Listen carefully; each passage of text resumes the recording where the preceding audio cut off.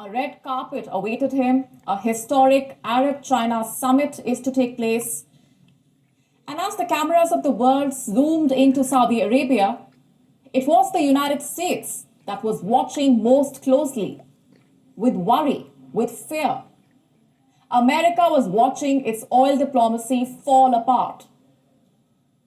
Let's first play out for you the visuals of Xi Jinping's arrival. Have a look at the grand welcome that the Chinese leader received there.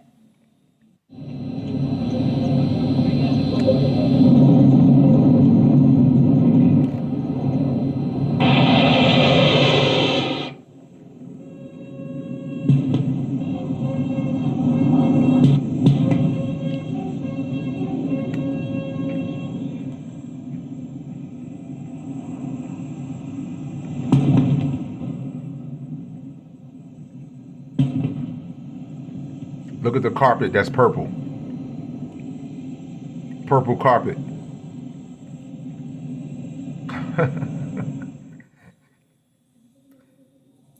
What you are really seeing is American oil diplomacy falling apart. What you are seeing is America losing the oil war, one that has been triggered by the war in Ukraine, and one that the US had dreamt of winning through Saudi Arabia's support. But America's oldest oil ally is slipping into China's embrace. It is switching sides. And this tectonic shift is being led by Xi Jinping's historic outreach. Saudi Arabia is only the third country that the Chinese president is visiting since the pandemic started. Kazakhstan was the first, Uzbekistan the second. But that was different. Samarkand, remember, was hosting the Shanghai Cooperation Summit, or the SCO, an organization China founded in 1996. It's almost sentimental. With Saudi Arabia, China's ties are lubricated by oil. 17% of China's oil comes from Saudi Arabia. That's more oil than China imports from any other country. But that's all that there is to the Saudi-China relationship. There are no joint counter-terrorism efforts or strategic partnership. But what there is now is a common enemy, the United States of America, that unites these otherwise distant countries. China and the US have kept no secret of their growing animosity. Washington is openly supporting Taiwan, exposing China's nuclear plans. And China, on the other hand, is openly name-calling the United States. The biggest troublemaker being the latest. So the president of China, Xi Jinping, says the United States is the biggest troublemaker. And now they're making ties with Saudi Arabia, who's already connected with Russia. What does that tell you, Americans? The relationship between Saudi Arabia and the US also has been falling apart under the Biden administration. The very oil that powered their relationship has now started driving a rift between the two sides. The US wants Saudi-led oil cartel OPEC to produce more oil. Riyadh does not agree to that. In October itself, the OPEC Plus decided to cut oil production. And what followed was a spat between Saudi Arabia and the US officials, and Biden calling the cut unnecessary. So that is the backdrop against which Saudi Arabia and China are coming closer. And it's bound to shape the foundation of the Saudi-US relationship. Also have implications for America's oil politics. You see, America has been going about town asking countries to stop buying Russian oil. Washington says Russia is funding its war by selling oil. America wants to block Russia's oil trade, be it through sanctions, pricing policies, or plain politics. But America will not get what it wants till the Saudi-led OPEC produces more oil, till Saudi Arabia cooperates with America. What's happening is a far cry. Saudi Arabia is switching sides, joining hands with China, a country that's on Russia's side and against the United States. America's oldest oil ally is slipping away from its embrace. This is as embarrassing as it gets for Joe Biden. And to understand that, let's look at what this shift in balance means for China, Saudi Arabia, and America. Let's start with China. The visit showcases China's growing clout in West Asia. Also, it gets to rub this closeness on America's face. America is supposed to be Saudi Arabia's biggest security guarantor. What is a country that America brands a security threat doing in a kingdom that was once called America's 51st state? This is a question the American President Joe Biden would hate answering, and China would rejoice at that sight. And what's in it for Saudi Arabia? Xi Jinping's visit, I should remind you, comes following an invitation from Saudi Arabia's King Salman. Basically, it is the Saudis who laid the path for this visit. And why is that? Because Xi Jinping's visit is a chance for Riyadh to deepen its partnership with the Chinese at a time when the kingdom is trying to diversify its economy and diplomacy. Yeah, we're talking. Look, they're racing against the sun. Time is running out. The money, the dollar here in the United States is coming to an end, to collapse. No one is going for America bull crap no more. Everyone has had enough with their bull crap. And when you see this right here joining together, that should tell you something right here. And America and all the people in here that in America talk about how they care about diplomacy in other countries. Well, show me a video of Saddam Hussein beating his people and locking their apartment buildings, building cages around apartment complexes and locking them in their buildings and not letting them out for food. Show me a video where they had tanks and police officers actually beating people down because these people wanted some food. It's happening in China. It's happening in China. So why they don't assemble their military and go over there and call Xi Jinping a dictatorian? Why they don't go over there and say that he's a dictator and he needs to be removed? But they did it to Omar Gaddafi and they did it to Saddam Hussein.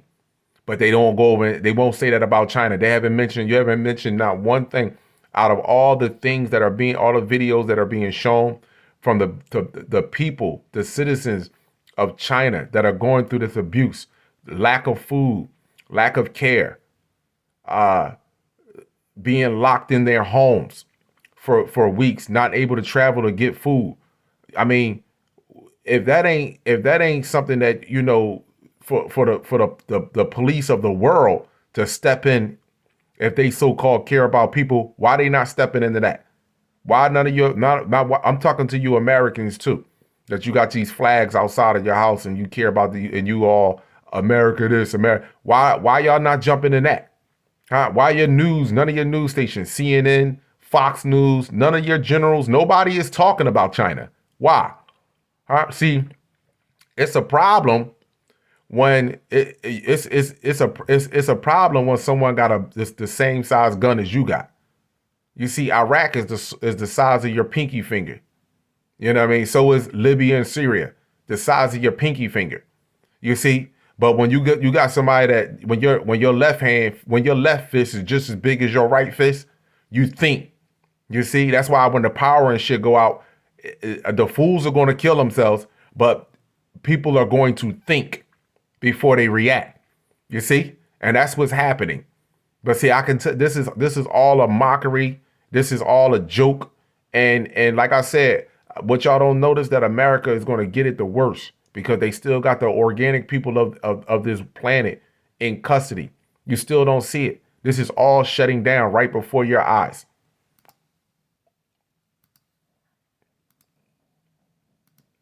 This is also a country that's trying to modernize itself. The Saudi Crown Prince Mohammed bin Salman is obsessed about projecting an image of a modern Saudi Arabia. And this is where China comes in with its technology. China, in fact, is already building mega projects in Saudi Arabia, setting up 5G infrastructure. You see, between the Saudis and the Chinese, it is an energy for technology or energy for trade kind of relationship. It's very different from the terms of engagement Riyadh had with Washington. Of course, there was trade there as well. There was oil for weapons. The US brought arms and guns to the table, and Saudi the energy. But is this time tested relationship relevant today? West No, it's not. The United States gave them guns for oil. They don't need to. China was like, nah, we got technology that we can give you for your oil and build your modern city up. Because guess what? China, the Asian area, where is Saudi Arabia located at? They tell you Saudi Arabia, but where is it located at? In Africa. So stop it. China is becoming unlivable. So their military and their president and all of the people that they can literally get out of there for themselves are going to leave there. But the people will stay there and become cannibalistic people while their government tuck tail and run and try to go live in Africa. But that's not going to work either. Asia is trying to move away from war. It is signing peace accords. And the rest of the world is slowly trying to move away from oil and gas, pivoting, or at least intending to pivot towards greener energy. What Saudi Arabia needs right now is not weapons, but a partner that can help it diversify its economy. A partner with a big enough market with enterprises that Saudi Arabia can invest in. Bingo. And that is where China comes into the picture. And this 3-day historic visit comes with rather loud geopolitical signaling. What we are looking at is a jam-packed agenda. Xi Jinping will be taking part in 3 summits: Saudi China, Gulf China, and the first Arab China summit. These summits will be attended by more than 30 heads of state and leaders of international organizations. The Chinese mouthpiece Global Times is calling the Arab Summit a strategic choice for both sides. And for a change, and perhaps for the first time ever, we agree with Global Times.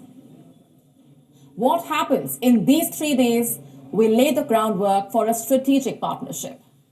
One that reports say Xi Jinping will be putting his signature on before he takes off for Beijing. And where does all of this leave America? Isolated, defeated. When Joe Biden was visiting Saudi Arabia, he boasted, "We will not walk away and leave a vacuum to be filled by China." Well, China has brought to life Joe Biden's geopolitical nightmare. It has swooped in and offered the Arab world respect vis-a-vis American arrogance.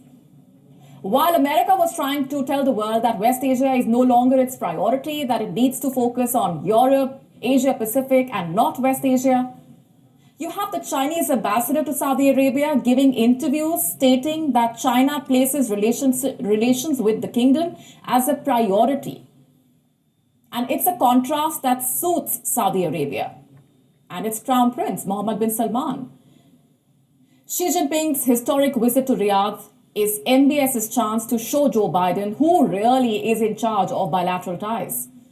This is MBS telling Biden that while the US-Saudi partnership may have been in tune with the need and times of the post-war era, China and Saudi friendship makes more sense in the post-pandemic world. It's a pill too bitter for Joe Biden because it marks another geopolitical failure for his administration. As if Afghanistan was not bad enough. Now you have Saudi Arabia highlighting how Biden has been a diplomatic disaster. And you know what's worse? All of this comes at a time when oil and gas have become the most precious commodities following the war in Ukraine. If Biden wants to keep his voters happy, he needs to keep the oil prices in check. And for that, he needs Saudi Arabia and its oil cartel. But guess which side the Saudis are leaning towards? It's the Far East. If a force 4 is a perfect match, Saudi Arabia and China is a match made in heaven. Now, let me say this to you. this is why it's the calm before the storm right now in America. That's why they constantly telling you over on the TV that the gas prices is low, it's going down. No, it's the calm before the storm. That's all it is. This is over. You all can continue to focus on what you want to focus on. Other people can use cognitive dissonance. Our people continue to not believe and trust in themselves and listen to the news all you want. But understand something. These are all non-real people. And I don't believe everything that they're saying either. I read in between the lines. And in reading in between the lines, I understand that China, Europe, Russia, they are becoming unlivable. So they have to go somewhere. A lot of them want to go to Africa. But however, America has to plummet because they are inviting some, they have to get ready. So the entire world, people that survive this wave that's getting ready to come, can accept something. You're going to have to accept the individual that was playing God for quite some time. So it don't matter if you realize that for hundreds of years someone has been living off of energy of in let's say blood of children.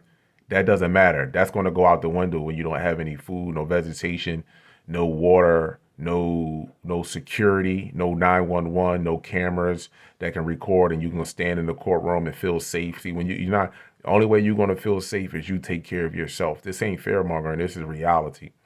To be honest with you, the reason why there's so much violence on the planet is because we do have law enforcement.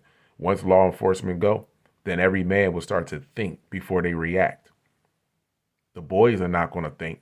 They're going to think that they're the only ones that have weapons and guns, but they're going to go fast. But every man is going to think before he reacts. He's going to realize what he's going to pick his battles, choose his battles wisely. So understand what's taking place and understand what's taking place. If you don't, oh well, that's on you. But the people that have mixed cells, they are literally setting this up for goodbye time. Have a good one.